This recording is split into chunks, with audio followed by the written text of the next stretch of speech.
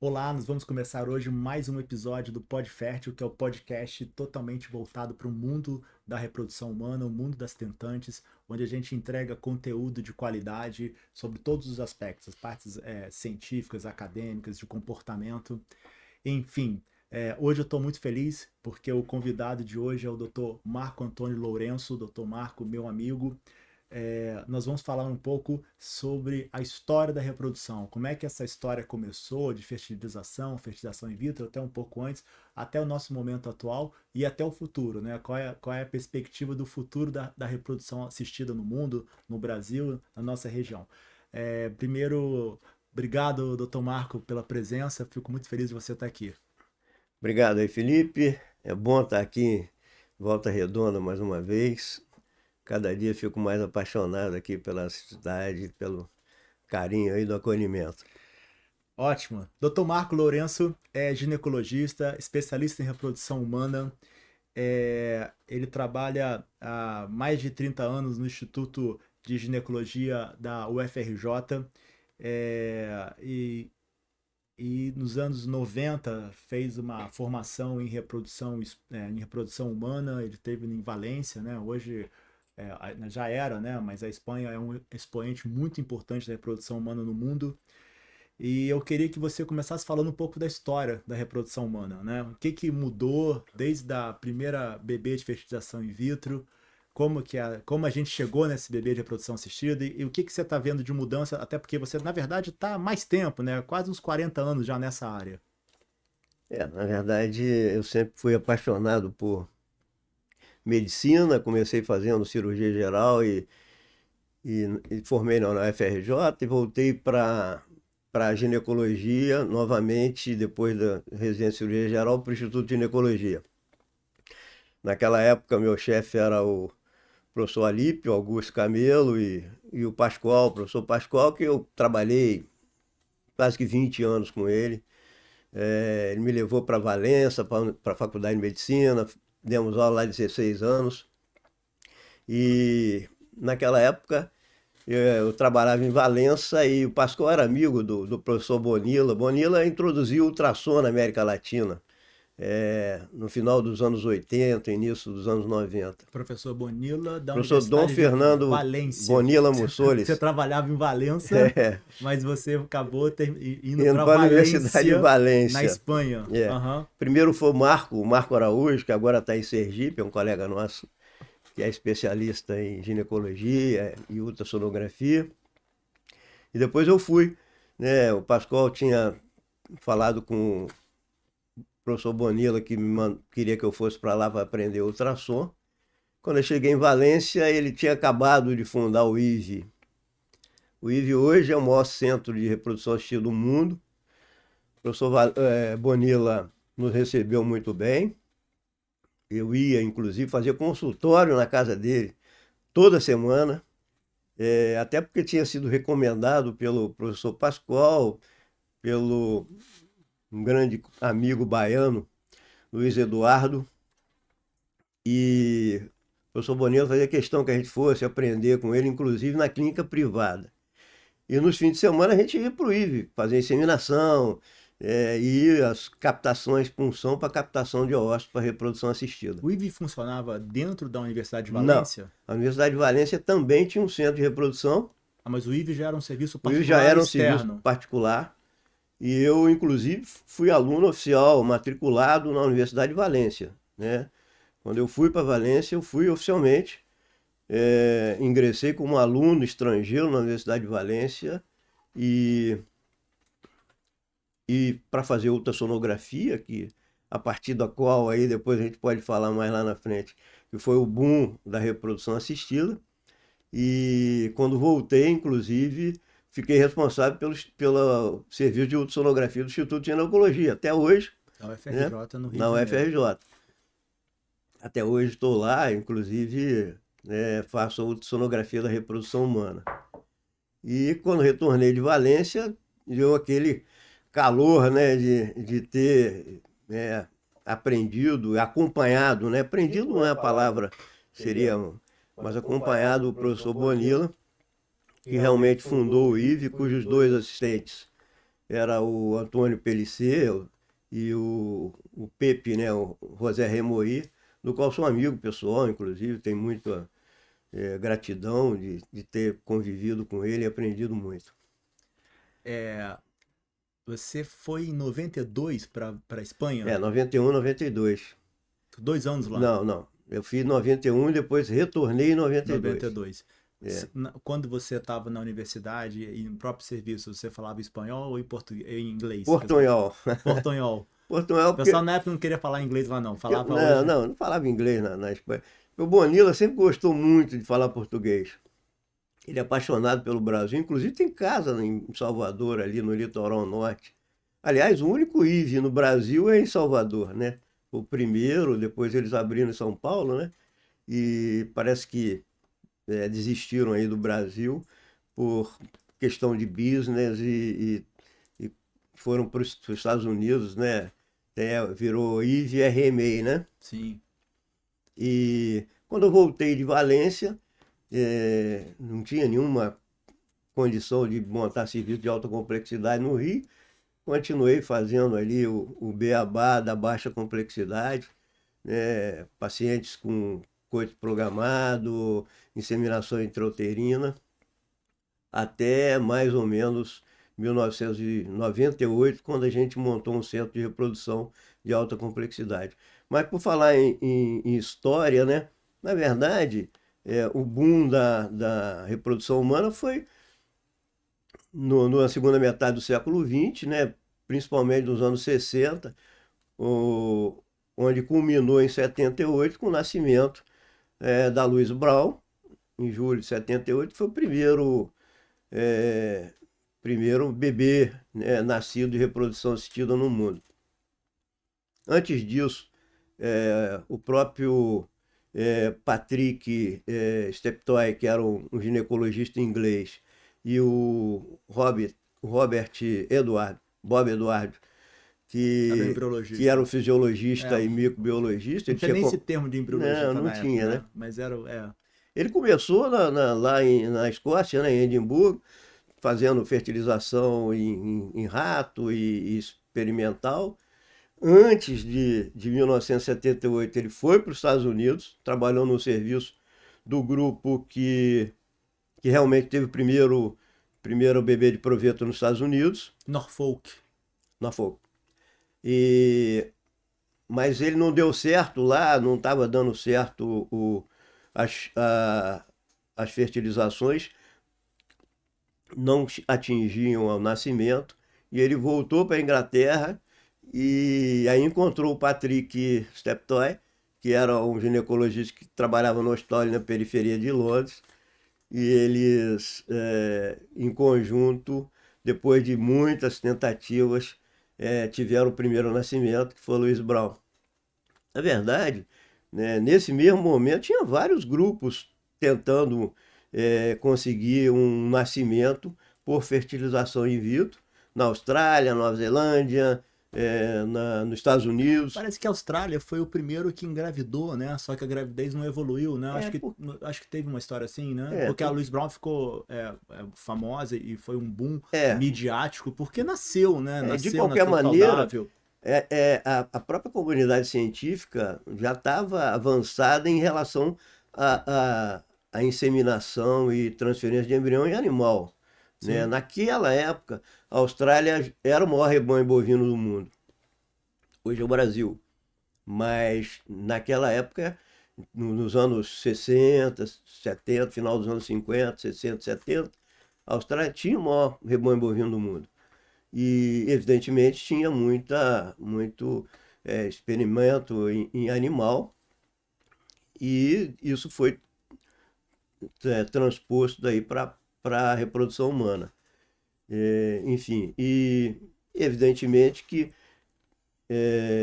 com os avanços da tecnologia de ótica, de ultrassom, já nos final dos anos 50, foi mais possível fazer laparoscopia para captação de óssito, né? E a própria reprodução é baseada num tripé, onde tem o laboratório, que toma conta dos gametas masculino e feminino para fazer fertilização, o outro seria o médico e o outro seria o medicamento para indução, para a gente captar esse ócito o mais próximo possível da maturidade, porque só o ócito maduro é fertilizável. Então, esse boom aí do início da segunda metade do século XX, anos 50, 60, 70, é que fez com que esse evento acontecesse. Porque no tripé é onde você tem o laboratório, esses laboratórios com experimentos já há muitos anos, com muita gente já com experiência em laboratório animal, com camundongo e coelhos e outros. Já a questão do médico, né, ele estava ali pegando a parte clínica, né, da endocrinologia clínica, do, do, do funcionamento da fisiologia, né, ovariana e até do gameta masculino do espermatozoide, e como captar esse material, né? Captar ócito, a gente tem um ciclo onde você teria uma ovulação por ciclo, e você, se pudesse induzir esse sistema para você ter mais controle, fazer laparoscopia na hora mais preditiva ali desse teu ócito maduro, era melhor. Tanto é que depois de quase 200 ciclos de tentativa, é que se atingiu o primeiro nascimento real mesmo, né, por 200 fertilização in vitro. ciclos, né? É bom contextualizar isso, né? Porque hoje as pessoas que estão assistindo que sabem como é uma fertilização, né? Que a gente entra com medicamentos, doses altas de medicamento, e aí produz vários folículos e vários óvulos no ovário, e a gente acompanha com ultrassom transvaginal, e a punção, a retirada de ovos também é feita por via ultrassom.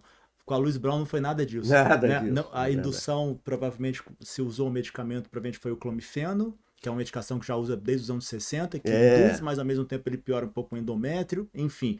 E eles, quando a gente fala laparoscopia, né? Porque a gente pensa em laparoscopia, a videolaparoscopia, né? É, Era uma é uma ótica que ótica eles que se entravam colocar ali o pelo olho. umbigo e aí olhava ali pelo umbigo, não é isso? E aí eles faziam uma punção e tentava aspirar, né? Aspirar o folículo e torcer para esse óvulo, um óvulo vir maduro. E se não tem óvulo maduro, tinha que esperar um ciclo outra vez, você perdia um ciclo inteiro Então foi para assim, refazer isso. foi uma epopeia, né, na verdade, né, É, para todos os grupos, inclusive pro é. Patrick, né? Que na verdade a gente fala em reprodução assim, do ponto de vista de reprodução para a humanidade, né, a gente tem que considerar desde lá do antes de Cristo, né, tem descrito nos papiros de Édium que os nômades, para não perder a capacidade de carga da cáfila, colocavam uma pedra dentro do útero da camela para que ela não engravidasse e perdesse ali, diminuísse a capacidade de transporte, né? Isso já era um dispositivo intrauterino. Só para considerar, assim, dar um contexto lá do início, né, dos tempos, né, mais remotos, e a gente chegou aí, começou aí da segunda metade do século XX, falando sobre fertilização in vitro. Mas mesmo naquela época, os medicamentos eram ainda rudimentares, né? A gente sabia a fisiologia, né, reprodutiva, né? Porque o homem, na verdade, tem um sistema hormonal tônico, né, completamente diferente da mulher que tem um sistema cíclico, ou seja, se a gente colocar isso numa curva, ela é senoidal. O relógio biológico tem que rodar para aquele sistema estar funcionando, e evidentemente essa rodagem, desse ponteiro imaginário desse relógio é a mudança diuturna dos hormônios. E a gente teve que aprender isso para aprender essa fisiologia, para poder captar óvulo no momento adequado, conseguir desenvolver medicamentos que pudessem estimular para que você, ao invés de pegar um óvulo só, como se fazia naquele tempo, a gente pegasse mais óvulos para ter mais condição, mais probabilidade. Porque você imagina, se eu pegasse um óvulo só por ciclo, eu teria novamente que esperar um mês quase para pegar um outro. Então, hoje em dia, com a modernização das drogas, né, dos medicamentos, a gente começou lá com citrato de clomifeno, outros estimulantes aí que tirava de urina de éguas prenhas, enfim, e tiramos depois FSH e LH, que é o indutor aí da ovulação, porque no ciclo normal quem induz o óvulo crescer e maturar é o FSH-LH, esse sistema, e a gente apenas imita isso. A gente pegou, primeiramente, quando começou a usar FSH e LH humano, retirar de urina de mulheres na menopausa, né? E até tem hoje, e é um medicamento muito bom. Menotrofina. É, e, e avançando nesse sistema, chegamos no FSH recombinante, no LH recombinante, que nada mais é do que a engenharia genética, né? A gente pegou aí um gene e colocou em hamster chinês, e hoje já tem uma terceira ou quarta geração, onde se faz esse mesmo mecanismo em cultura de células humanas. Células humanas.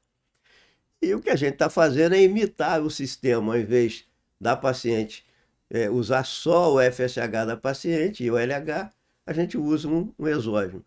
Mas é importante a gente ter a ideia, porque às vezes fala assim, eu estou usando uma quantidade de FSH e não respondi aquele e tal. Então, depende, a resposta vai depender, primeiro, da reserva de óvulo, da qualidade desse óvulo, e que evidentemente tem muito a ver com a faixa etária, né? E o próprio FSH-LH.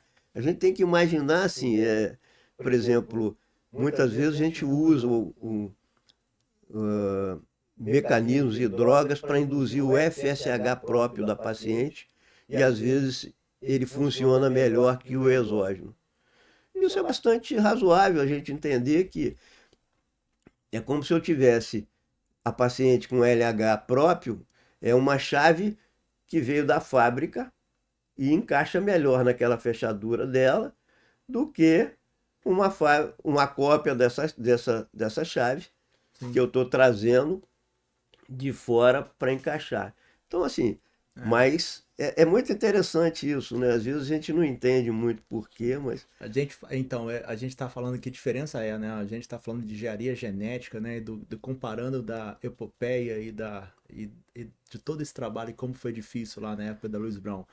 A Louise Brown foi em 1978, né? Isso. E a história é muito interessante também, né? Porque acharam que foi chamava de test tube baby, né? Que aqui era o bebê de proveta, né? Porque inicialmente a fertilização in vitro era chamada também de bebê de proveta aqui no Brasil. E falaram que, né, muita gente reclamou, a igreja reclamou, falaram que ela era estéril, né? E tem toda essa mítica em volta do caso da Louise Brown. Mas não é nada disso, né? Ela é saudável, ela teve filhos, né? Ela já tá com 45 anos hoje. Teve filho, enfim, teve E em 78 é Louise Brown. Em 1980, primeiro bebê de proveta, então chamado, né, nos Estados Unidos, em Norfolk, né, no Jones Institute. Em 84 já é o primeiro bebê no Brasil. 6 anos depois do nascimento da Louise Brown. Dr. Nakamura, em São Paulo, e é o nascimento da Ana Paula. Lá em São José dos Pinhais, em Curitiba. Hospital em São José dos Pinhais, em Curitiba. Até porque eles parece que estavam com pouco espaço em São Paulo. O primeiro nascimento foi em 84, Ana Paula Caldeiro, foi o primeiro bebê da América Latina por reprodução assistida. Sim.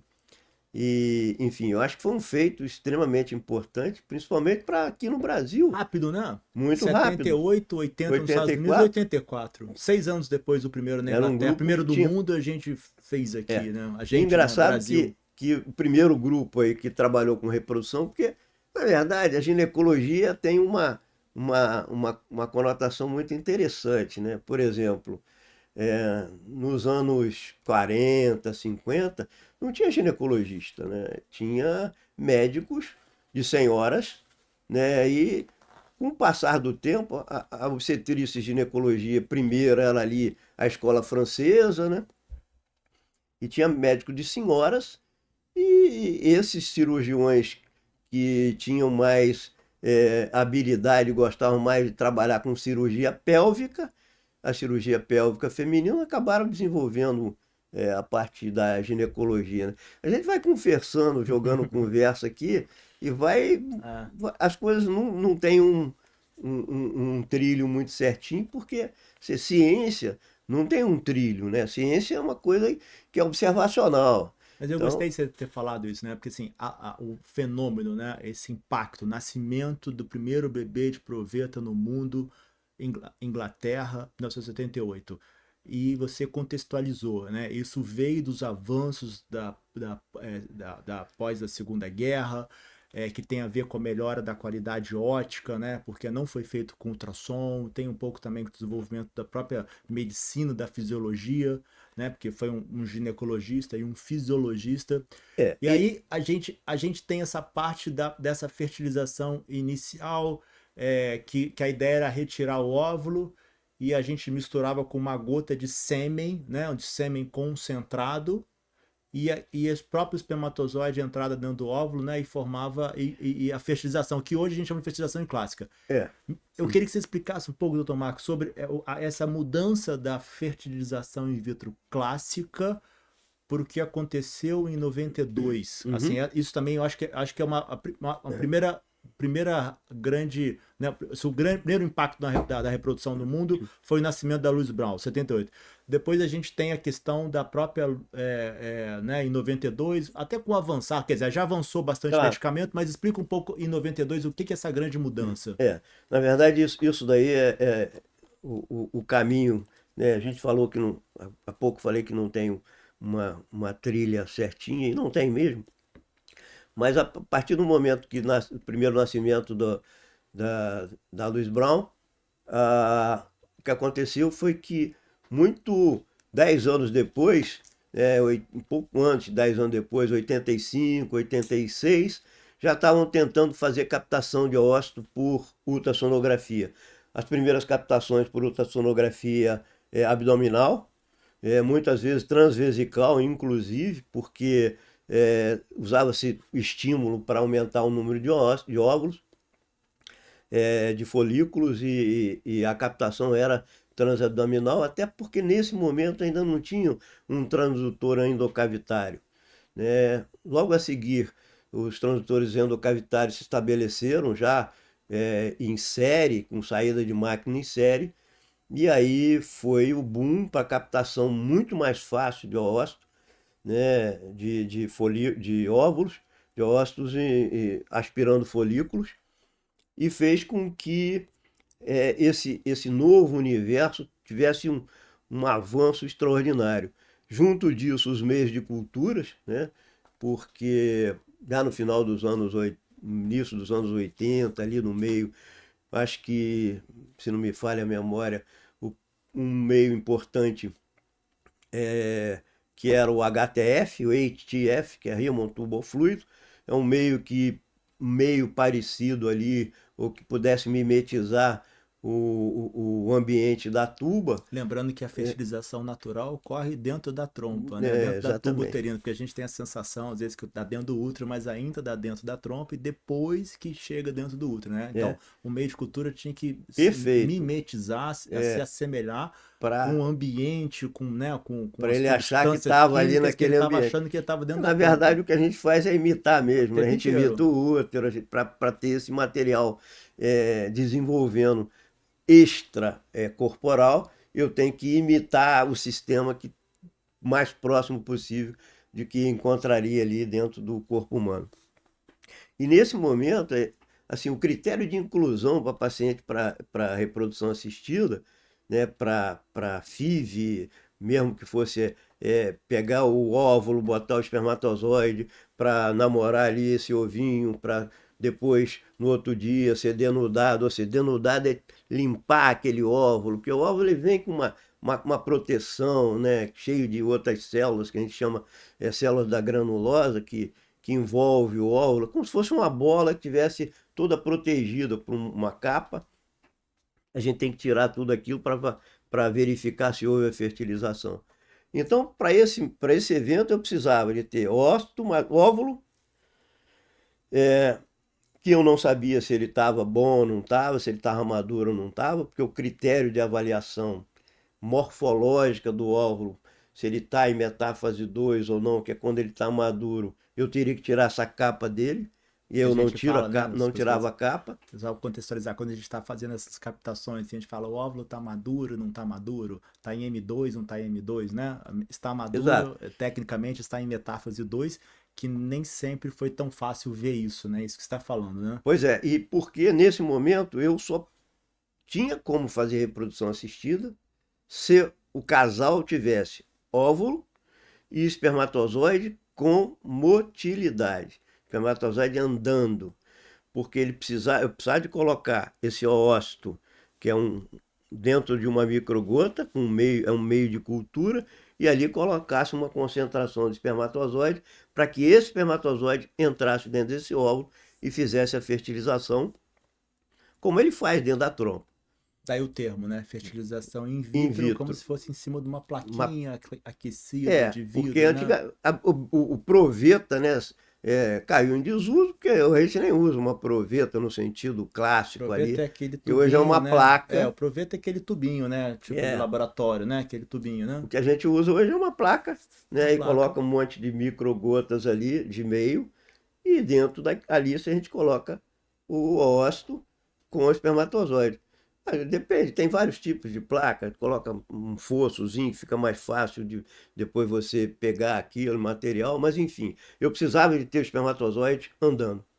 E isso daí excluía desse critério homens cujos espermatozoides estivessem imóveis ainda que vivos, porque eu não tinha como colocar um espermatozoide perto do óvulo que ele não ia fertilizar. Então, inicialmente, né, o problema da mãe da Louise Brown, que ela tinha perdido as trompas, tinha as trompas ruins, Era o fator então tubário. era muito focado, né, em resolver o problema da mulher, né? Mas aí, quando a gente conseguiu retirar os ovos e juntar homens que tinham espermatozoides de baixa qualidade, esse formato não Não resolvia. Não resolvia. resolvia, né? Até que, assim, passou-se muitos estágios, em alguns momentos o cara pegava um espermatozoide ali com uma agulhinha de micromanipulador, micromanipulação, colocava um pouquinho debaixo ali, atrás da zona pelúcida, que é ou seja, o ovinho, o ócito, ele tem uma casquinha que é proteína, não é cálcio como tem nas aves, e a gente passava ali com aquele espermatozoide, botava ali, chamava subzonal, e para ver se ele facilitava ele entrar ali dentro do ósseo. Mas nenhum desses métodos evoluíram porque eles tinham baixa resolutividade, até que em 1992 Palermo descreveu que ele pegou um espermatozoide e colocou dentro do ósseo e aconteceu a fertilização. Isso fez com que fosse o segundo aí, o terceiro avanço grande na reprodução assistida, porque contemplou pacientes, fatores masculinos, pacientes que tivessem espermatozoide em pouca quantidade, espermatozoide com baixa mobilidade, pudesse eventualmente almejar ou ter filhos, porque já era possível pegar o ócito e colocar um espermatozoide dentro desse óvulo. E aí foi o, um outro boom da reprodução assistida, onde contemplava o fator masculino, que até esse momento era muito difícil de ser transposto. E isso mudou bastante, né? Porque hoje grande parte das fertilizações in vitro feitas no mundo, pelo menos no Brasil, é feito por essa técnica. A gente chama de ICSI, né? Que é injeção intracitoplasmática do espermatozoide. Até então parece que a ciência tinha medo de perfurar o óvulo, né? Tipo, de você injetar uma agulha dentro do É, óvulo que poderia degenerar, alguma coisa nesse sentido. Quando o Palermo viu que fez, deu certo, né? Isso abriu um caminho. Então, hoje a gente chama de FIV, mas na maioria das vezes a FIV, que é a fertilização in vitro, é a FIV com a ICSI, né? né? E quando não é feito a ICSI, né? Quando a gente não injeta o espermatozoide e faz como se fazia já bastante tempo atrás, que a gente só mistura, né? Só coloca em contato o óvulo com o espermatozoide, e a gente chamou agora isso chama de FIV clássica, né? é, Ficou a fertilização in vitro clássica. é verdade. A FIV clássica, o FIV convencional, né? Porque na verdade, é o que seria mais próximo do natural, né? Eu até advogo muito que quando não há fator masculino envolvido, preferencialmente se faça FIV convencional ou FIV clássica, porque é uma coisa mais próxima do natural. O próprio espermatozoide, ele é que toma, ele é proativo em realizar a fertilização, é ele que abre o acrossoma, faz uma exocitose do acrossoma, jogando ali ácido hialurônico, rompendo a barreira da zona pelúcida e entrando dentro do ósseo e fazendo a fertilização. Aquela imagem clássica, né, que tem um óvulo, né, e tem vários espermatozoidezinhos assim, né, em volta, né? E existe algo que a gente ainda não entende completamente, que é uma comunicação do óvulo com o espermatozoide, porque o óvulo escolhe o espermatozoide, de E uma na certa verdade, forma. assim, existe um sistema de polarização de membrana ele que é maravilhoso, né? Porque quando o espermatozoide entra, existe uma repolarização da membrana, primeiro uma repolarização muito rápida ali, e até que repele os espermatozoides que estariam chegando próximo, Entra um, não entra para mais não ter ninguém. uma polispermia, e depois tem outros mecanismos que levam a uma repolarização permanente, enfim. Mas é muito, muito legal. E a minha impressão, né, que no futuro muito próximo aí, a gente vai retornar muito para a FIV clássica ou FIV convencional, porque é um mecanismo mais natural, né? Mais próximo do natural. Mas eu acho que deve, e é fantástico, contemplar o fator masculino, principalmente quando o paciente tem algum problema no espermatozoide que não tem motilidade, e esses homens que não tinham possibilidade de ter filho, hoje é absolutamente possível, na maioria das vezes, esses homens conceberem também sem nenhum grande problema. Mas a gente então falou lá atrás, né, da primeira fertilização, 78, depois houve uma grande melhora por questão de ultrassom, a questão de uso de medicamentos para estimular. 92 a gente tem um outro avanço, né, que a gente conseguiu tratar casais em que o fator era um homem que tinha um espermatozoide muito alterado, né, principalmente sem motilidade, então foi possível, é aquela fotinha clássica, né, que a gente vê de fertilização, né, aquela fotinha Uma daquela agulhazinha aquela agulha entrando lá entrando dentro na do óvulo. bolinha, né, aquilo é ICSI, aquilo é injeção intracitoplasmática. Vamos falar então de outra coisa que está muito presente hoje na reprodução, na clínicas de fertilização in vitro, que os pacientes questionam, perguntam, e é um assunto ainda um pouco, não é um assunto ainda tão claro, né? Não é um assunto de tanto consenso, mas é uma coisa importante. Quando a gente conseguiu fazer um estudo genético dos embriões, que a gente chama, né, estudo pré-implantacional, que a gente consegue, a gente pega o espermatozoide, injeta no óvulo, forma um embrião no laboratório e a gente desenvolve esse embrião antes até terceiro dia, hoje uma tendência até o quinto dia para fazer a biópsia.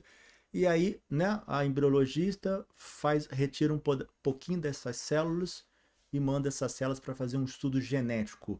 Isso também é uma outra revolução da reprodução assistida. Fala um pouco, doutor Marcos, sobre a parte de estudos genéticos dos embriões. Essas revoluções são fantásticas. Um pouquinho antes dessa revolução, é a revolução que veio junto com isso, eu acho que é muito, assim, atrelada e muito, muito junta. A melhoria dos meios, a melhoria dos equipamentos, As estufas, né? incubadoras e prospectivamente junto à avaliação genética desses embriões. Em relação aos meios de cultura e às incubadoras, no início a gente transferia embriões na parte assistencial de alta complexidade, embriões em fase que a gente chamava de fase de clivagem, onde essa transferência se dava no segundo, terceiro dia, pré-embriões com número de 4 a 8 células. Então eles estariam nessa época fisiologicamente na trompa. Mas nesse momento a gente já pegava esse embrião e transferia para dentro do útero. Claro que era um momento que esse embrião estaria fisiologicamente num lugar que ele não estaria, mas como as incubadoras e os meios eram meios que não eram suficiente bons para que esse embrião evoluísse até blastocisto, que é o momento onde ele vai implantar, que ele chegaria no útero passando pela trompa, a gente transferia esses embriões em fase de clivagem, que era com 4, 8 células, e tinha um resultado, eram resultados menores do que se tem atualmente, porque atualmente você transfere esses embriões em fase de blastocisto, que é o momento que ele vai implantar mesmo no útero. O que acontece é que essas incubadoras que evoluíram, elas antes tinha CO2, são dois tipos de gases, oxigênio e gás carbônico, e evoluíram para incubadoras que a gente chama de incubadoras trigais, que tem gás carbônico, oxigênio e nitrogênio, e essa é a composição normal lá dos gases no corpo humano. Isso fez com que essa condição fez com que a gente deixasse de transferir embriões em fase de clivagem e esses embriões pudessem seguir se dividindo até a fase de blastocisto. Evidente que parece simples, né? Porque, na verdade, esse sistema de meio de cultura e de gases, ele tem que manter o mais próximo possível do corpo humano. Tem que manter o pH, né? Todo o sistema de gás equivalente ao que teria dentro do útero. Então, a gente vai imitando, vai mimetizando isso. E esses avanços do meio de cultura, das incubadoras, e paralelamente conseguindo embriões mais próximo do momento de implantar, fez com que a gente pudesse ter mais facilidade de examinar esse material. Nos primeiros exames de embriões em fase de clivagem, por exemplo, se eu tivesse um embrião com 4 células e eu tivesse que tirar uma célula para examinar esse embrião, eu estava praticamente tirando 25% do embrião. Tem embrião com 4 células, me tirar uma, eu estou tirando 25% dele. Se ele tem 8 células, eu tiro duas, praticamente estou tirando 20 aí, 25% também desse embrião. Então, quando eu tenho um embrião que na verdade é um pré-embrião em blastocisto com em torno de 80, 100 células, e eu retirar 2, 3, 4 células, eu estou tirando 4 células já num pré-embrião que tem 100. E, na verdade, o que eu falo biópsia do embrião, na verdade a gente não tira nada do embrião, é uma biópsia do trofoectoderma, porque aquele sistema é um conjunto de coisas no qual contém o embrião, mas contém células também que vão ser destinadas a ser a placenta e alguns outros anexos ali, que depois até regridem, mas eu tiro as células daquela região sem interferir no embrião, e aquela região é a expressão do embrião. Por quê? Porque todas aquelas células vieram de uma só célula, que foi a célula que se tornou um ovo quando aconteceu a fertilização de um oócito com 23 cromossomos e um espermatozoide com 23 e restabeleceu a diploidia, ou seja, os 46 cromossomos de uma célula. Então, a genética foi avançando mais ainda, porque no primeiro momento a gente começou a analisar células de embrião em fase de clivagem, mas ainda tinha muito, provavelmente tinha mosaico ali, tinha alteração de células que poderiam ser restabelecidas, reparadas nas próximas clivagens, e a gente ainda tinha uma célula que tinha um resultado que não poderia não ser o resultado mais fidedigno. Hoje em dia a gente faz a maioria das biópsias embrionárias, chamada embrionária, uma biópsia do trofectoderma, de um embrião já de muitas células, e isso foi um grande avanço, onde você pode analisar não só a estrutura genética desse embrião, o cariótipo dele, como muitas vezes você pode analisar fazer outras análises. Por exemplo, análise de doenças monossômicas, análise inclusive de compatibilidade HLA, para você ter inclusive embriões que poderiam ser compatíveis para depois ceder material para transplante. Então, esse foi o boom do análise genética embrionária.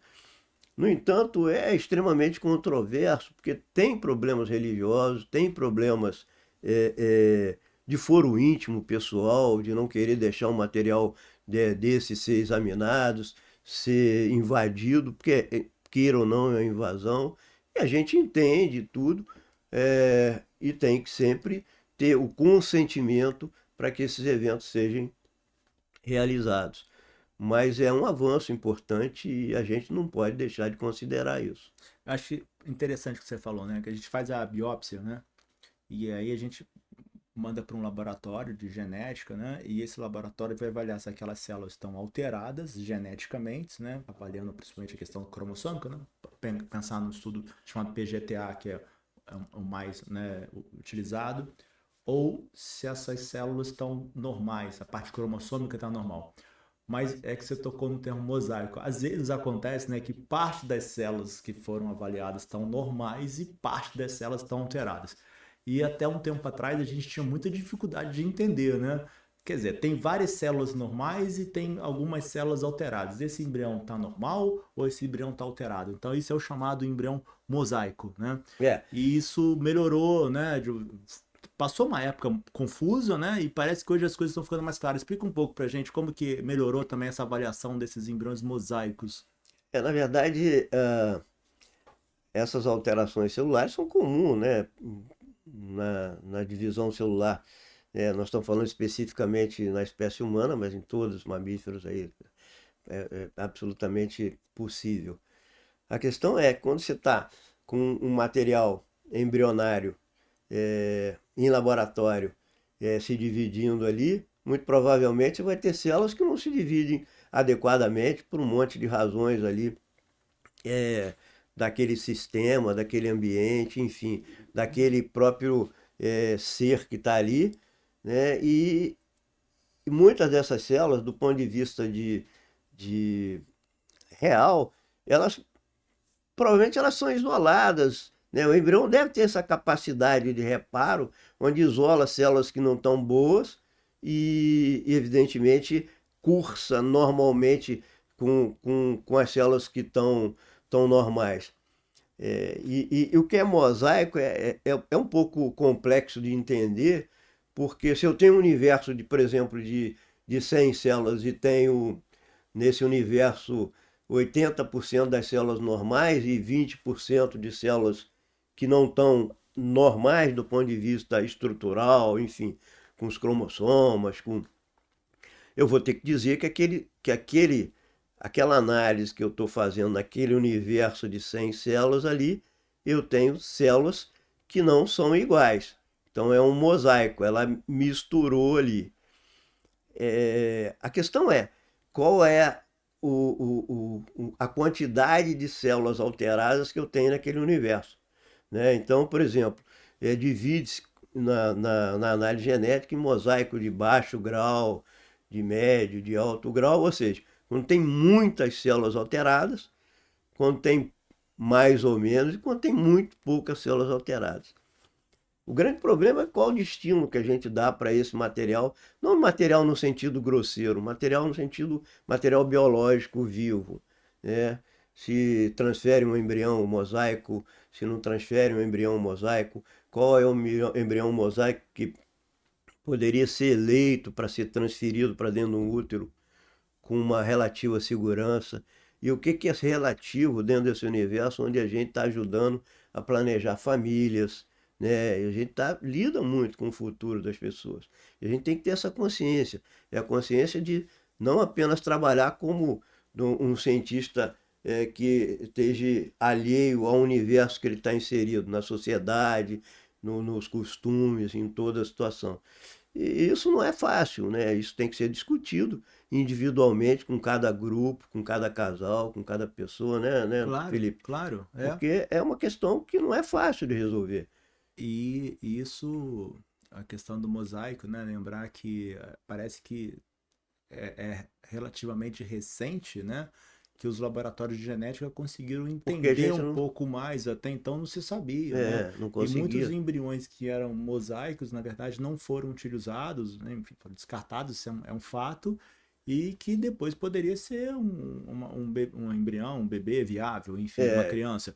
Então, isso é um assunto difícil da reprodução, né? Mas é. tem a ver conforme vai evoluindo, né? A gente está nessa fase, né? No momento que a gente está falando a gente falou do passado, presente, é um presente meio futuro, né? A genética é um presente meio futuro, porque a gente está vivendo essa evolução muito grande da genética, né? E Parece todo que se avanço entende, acaba tendo problemas, né? A claro, gente sempre busca. Não, eu sempre coloco o Felipe, um parceiro, a gente trabalha junto, a gente está sempre falando, a gente não tem que colocar problema, a gente tem que colocar solução. E a gente busca colocar solução.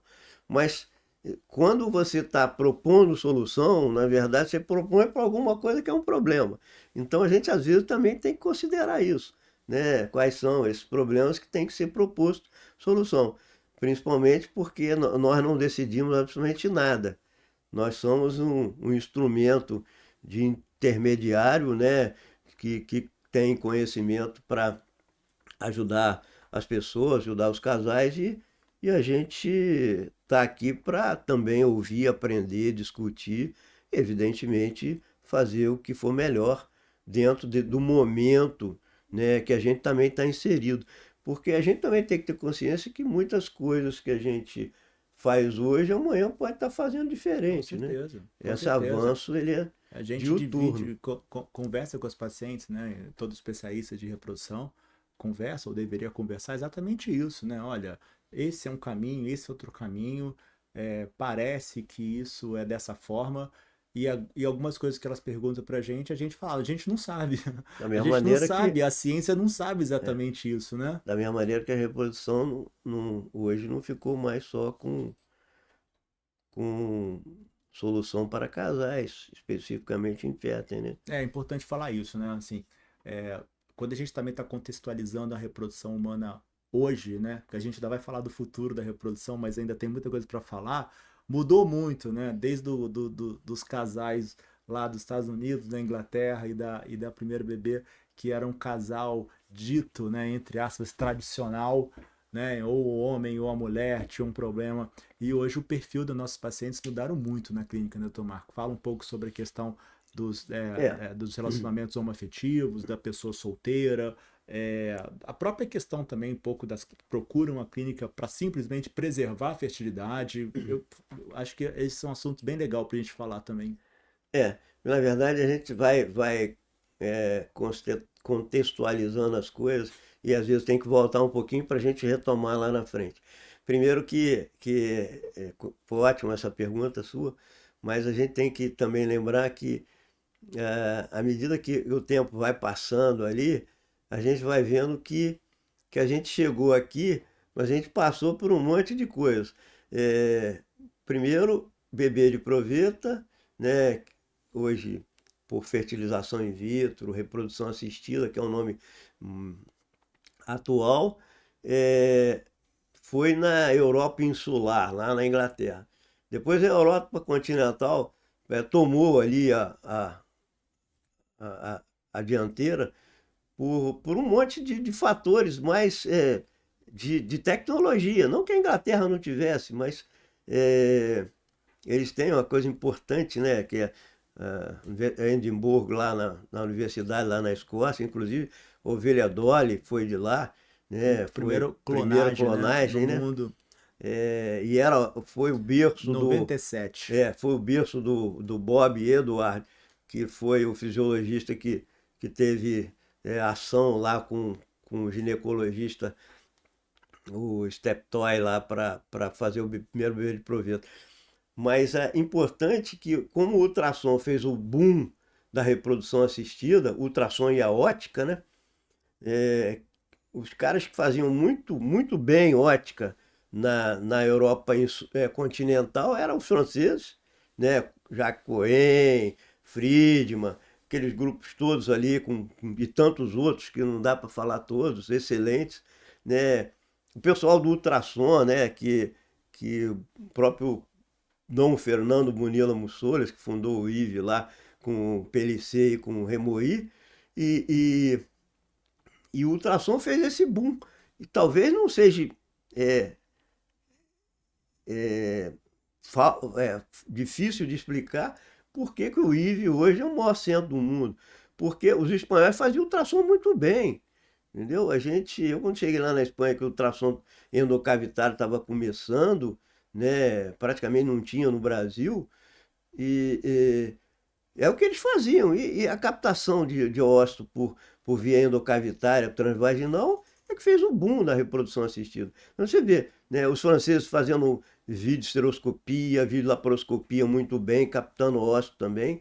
Né? Tanto é que os brasileiros primeiros aqui que foram para a Europa, foram para a França, a maioria deles, para fazer videolaparoscopia. Quando chegaram lá, tinha uma novidade, que era a novidade de captação de ósseo, fertilização in vitro, e trouxeram isso para o Brasil. Porque muitos não foram para lá para fazer isso, foram para lá para aprender videolaparoscopia, videoestereoscopia, como muitos aí, colegas nossos, inclusive, daqui do Rio de Janeiro, de São Paulo e outros lugares.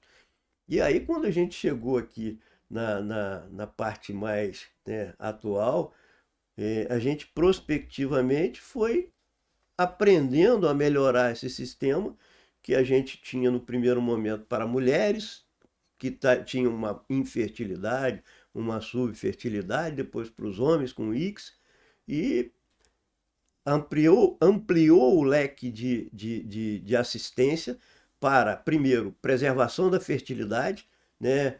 Porque mudou a sociedade já no final do século XX, final dos anos 90, para o início dos anos 2000, onde as mulheres cada vez mais, as famílias construindo famílias mais tardiamente.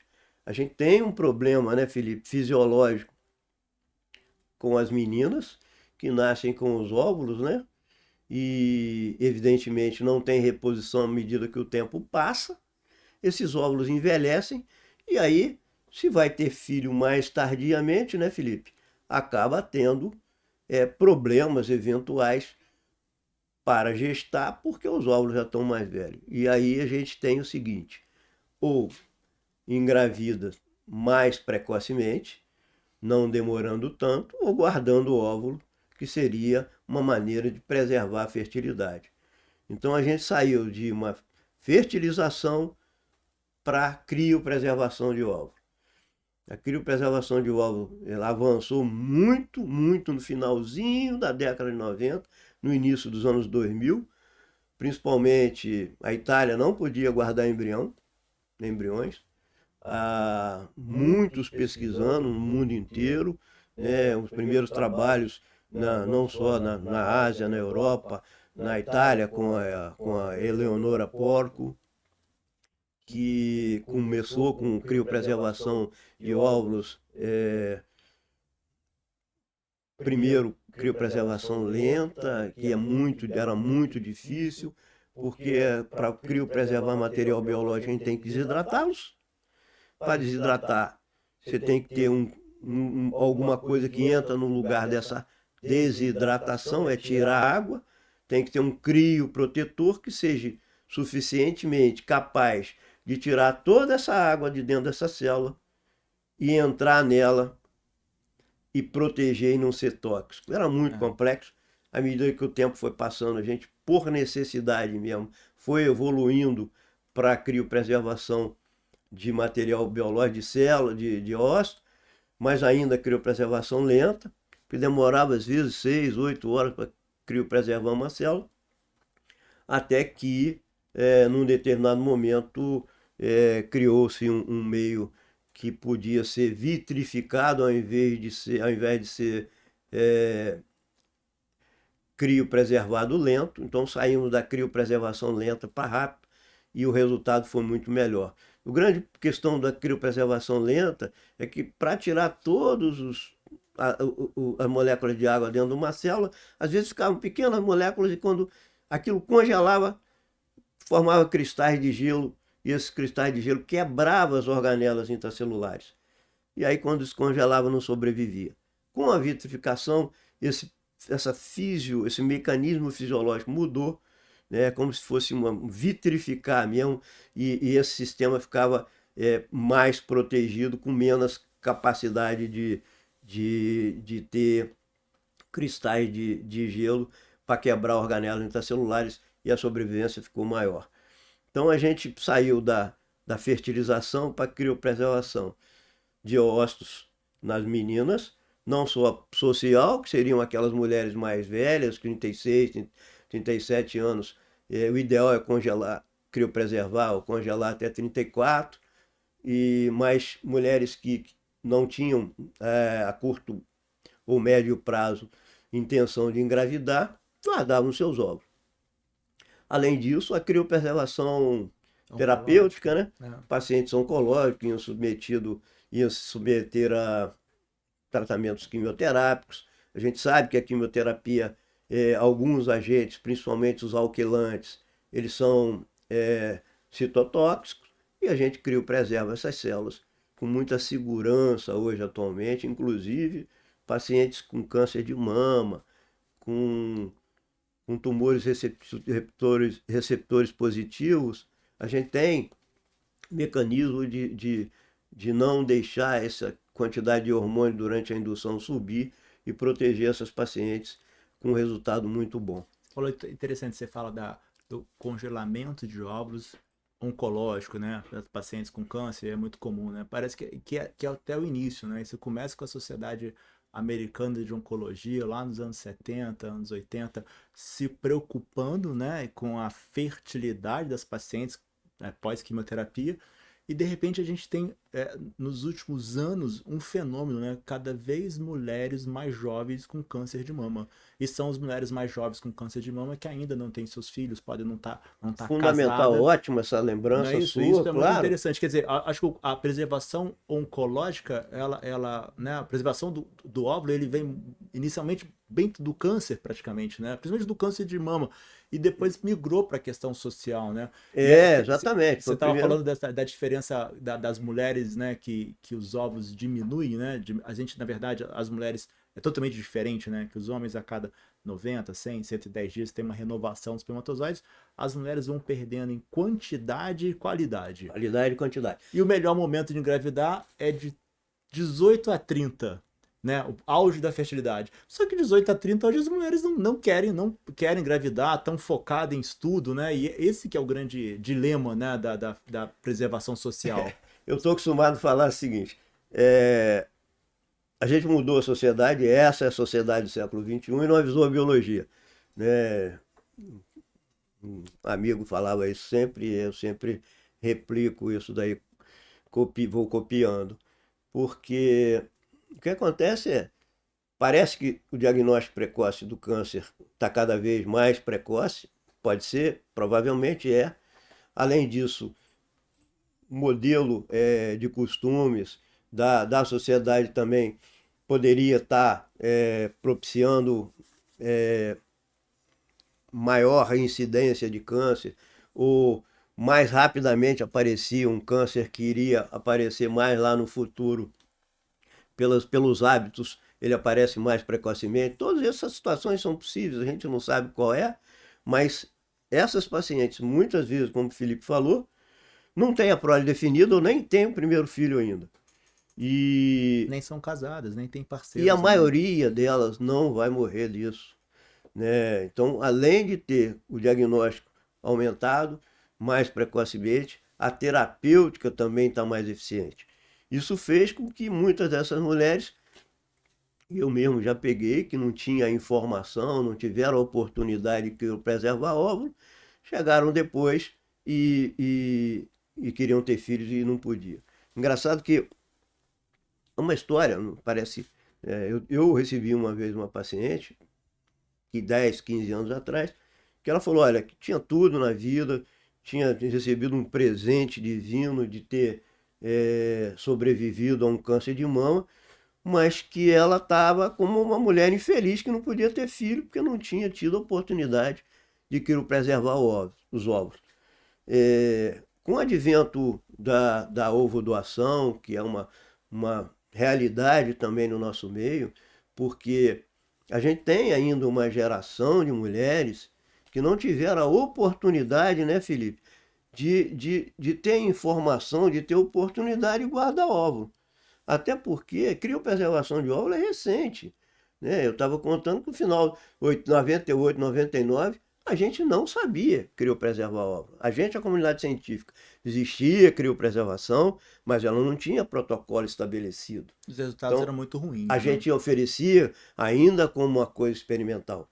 A partir do ano 2004, 2005, 2006, só a partir de 2006 é que começou a ter resultado e aí tornou-se já como uma proposta de criopreservação de óvulo, como uma proposta com um protocolo estabelecido, né? Já saiu da fase experimental para uma fase que você podia oferecer já como uma preservação, né? De fertilidade, entre aspas, né? Não é a palavra ideal, mas é o que a gente tem, de guardar óvulo para, seja, fazer com que lá na frente, se você precisasse de usar esse material, ou seja, não engravidasse, ou tivesse algum problema, ou socialmente, ou a quimioterapia tivesse destruído os óvulos, acabado com os óvulos, piorado a qualidade desses óvulos, você os teria guardado. Então a gente tem uma população de mulheres que está na fase, né, na geração de um intervalo entre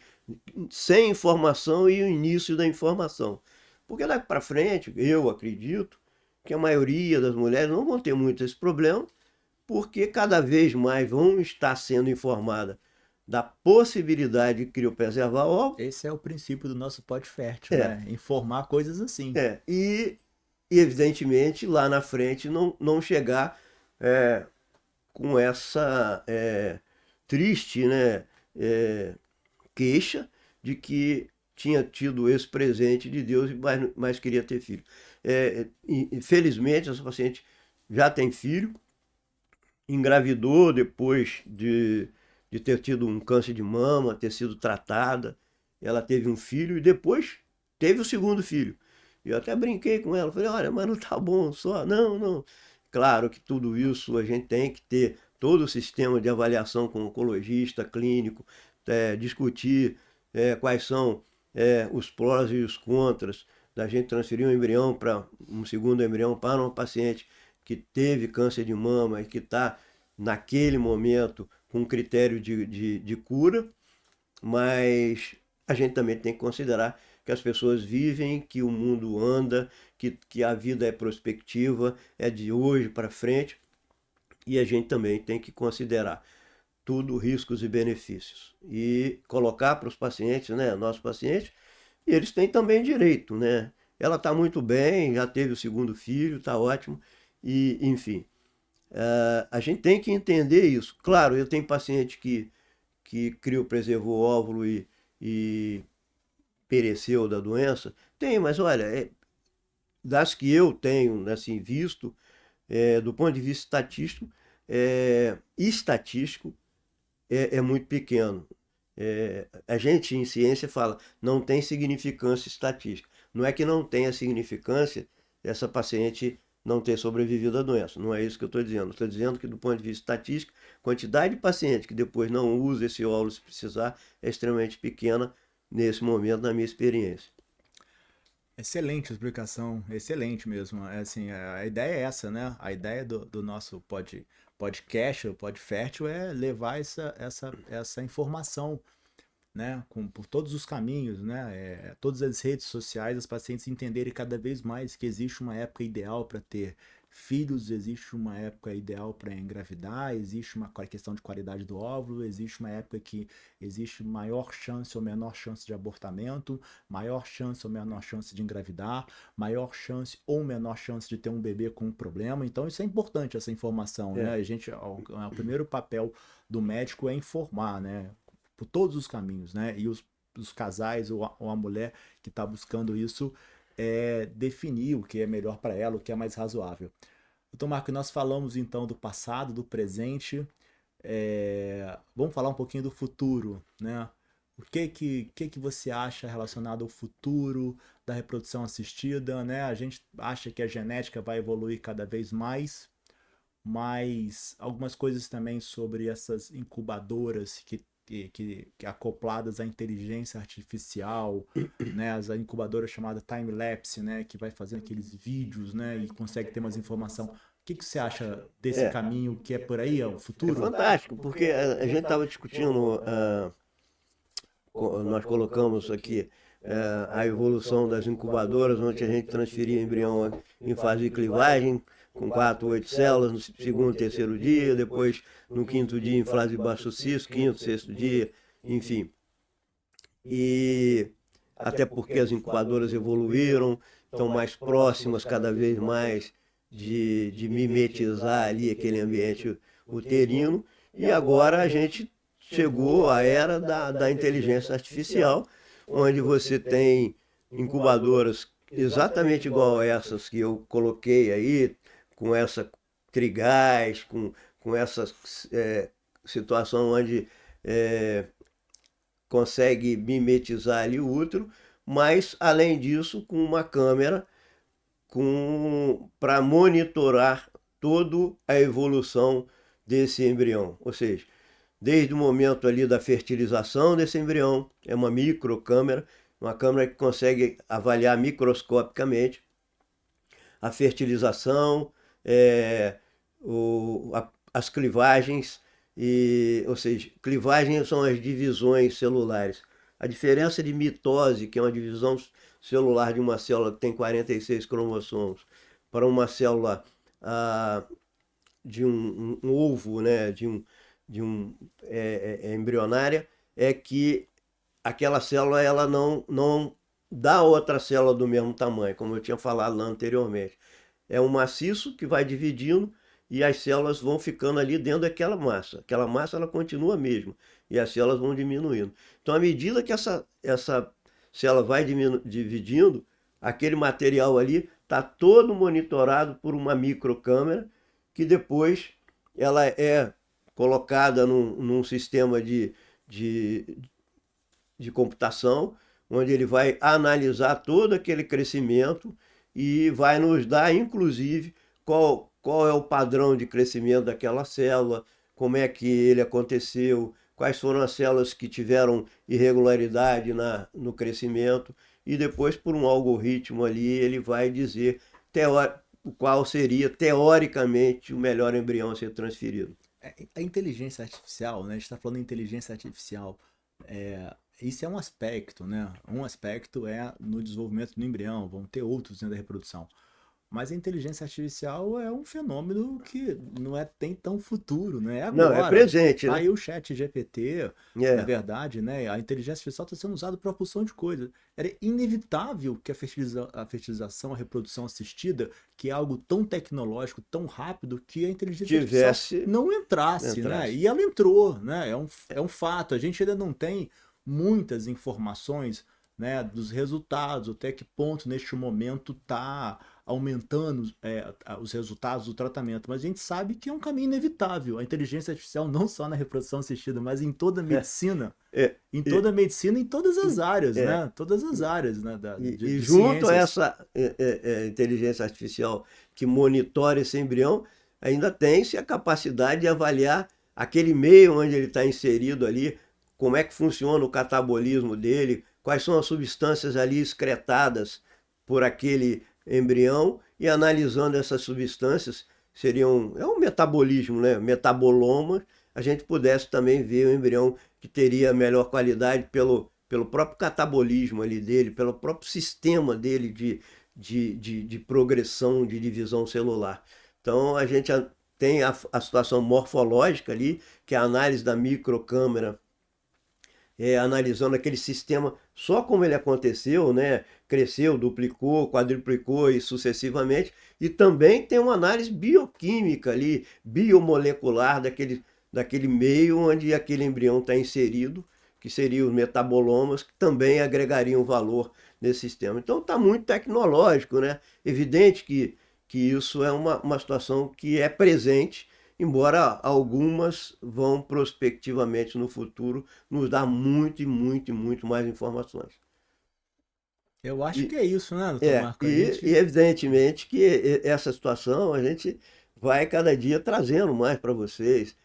Aqui é um bate-papo mesmo, né, Felipe? Porque se a gente for parar, a gente vai conversar o dia inteiro sem parar. Sim, vai lá, volta, porque aqui nós não estamos lendo nada, a gente está tá tirando da cabeça, né?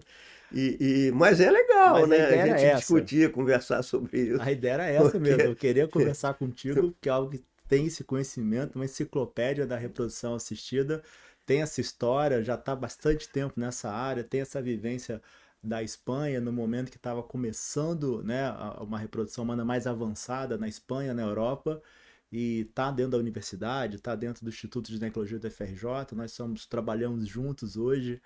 E eu quero te agradecer, porque para mim foi uma aula pessoal. Acho que todo mundo que está assistindo vai aprender muita coisa, porque hoje eu aprendi bastante coisa. E eu queria agradecer realmente a sua presença aqui no nosso Pod Fértil. obrigado, mas assim, eu sempre agradeço também a oportunidade que eu tive com os meus mestres, né, que eu nunca esqueço deles, porque a gente, né, eu sempre falei com os meus mestres, sempre falavam para mim, os discípulos sempre ultrapassam os mestres. Isso é verdade, porque só há crescimento se isso acontecer. Eu me lembro do Pascoal, foi diretor do Instituto de Ginecologia, foi um cara que eu tive muito próximo, muitos anos, né, o melhor cirurgião de todos os tempos que eu conhecia e que me ensinou muito. O Pascoal era o cara que era o meu consultor naquela época. O professor Bonilla Mussoli lá na Espanha, a gente de vez em quando fala e tal. É um cara que está lá, é uma enciclopédia, um consultor, um cara que eu tenho uma admiração fantástica. E depois pelos assistentes lá, pelo PLC, pelo Pepe. O Pepe é uma pessoa mais próxima de mim, eu tenho uma relação pessoal com ele. E os caras sabem tudo, são enciclopédias, mas são super simples, estão sempre acessível e, e a gente nunca sabe tudo, a gente vai aprendendo todo dia. Eu gosto muito de aprender, de pensar, e eu vou contando, repassando as histórias também. Mas eu falo que eu não sou velho, eu sou antigo. É isso aí. Mas muito obrigado pela presença. Vamos encerrar esse episódio do Pod Fértil. Em breve nós vamos ter outro episódio, vão ter outros assuntos e muito em breve vamos voltar aqui a gravar. Um abraço. Foi bom.